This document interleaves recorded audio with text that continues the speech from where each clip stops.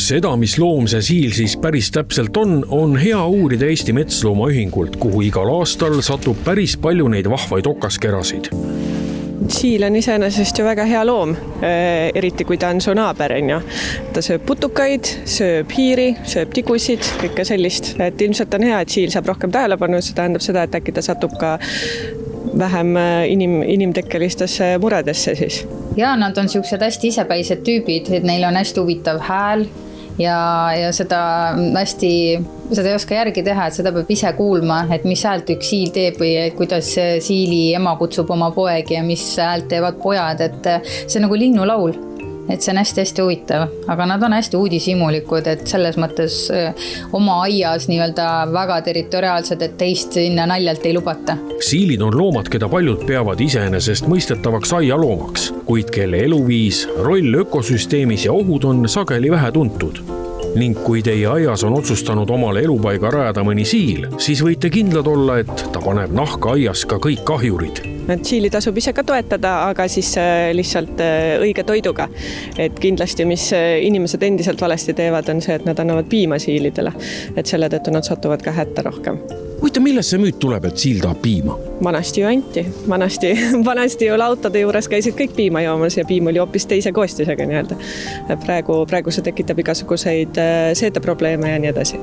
Kui praegu aasta alguses on okaskerad küll talveunes, siis Eesti Metsloomaühingu juures on hetkel talvitumas siil, kes veel ei ole magamas. Oi, siile on meil väga palju ja siilid on kõige suuremad abivajad üldse.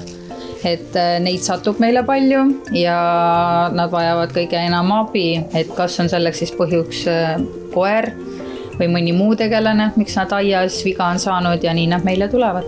Tema oli ka tutardas ringi põhimõtteliselt lume peal, et mida selline tegelane siis lumel teha saab, et tal käpad külmuvad ära ja nii ta siis oma talve meie juurde veetma tuli. Aga kuna on nii väike kaal, siis ei saa lasta tal ka talveunne minna veel, et peab kaalu koguma ja kui kaal on täis, siis saab kenasti minna tuttu. Looduses elavad siilid tavaliselt 2-4 aasta vanuseks, heades tingimustes mõnikord ka kuni 7-aastaseks. Loomaparkides või inimeste hoole all on teada ka juhtumeid, kui siil elab kuni 10 aasta vanuseks. Kas see müüt vastab tõele, et kui siilipoeg sünnib, siis tal okkaid ei ole seljas? Jaa. Okkad hakkavad tekkima niimoodi tunni jooksul umbes ja tulevad järjest rohkem sealt naha alt välja nii-öelda. Ja juba üsna alguses siil turtsub ka, nii nagu aias näha on. Siilidel on pojad 1 kord aastas, vahel harva ka 2 korda, kui suvi on soe ja toidulaud rikkalik. Ning tavaliselt sünnib pesakonda 3-6 poega. On see tähtis niimoodi, et tõmmatakse sellisele loomale nagu siil tähelepanu sellega, et valitakse aasta loomaks?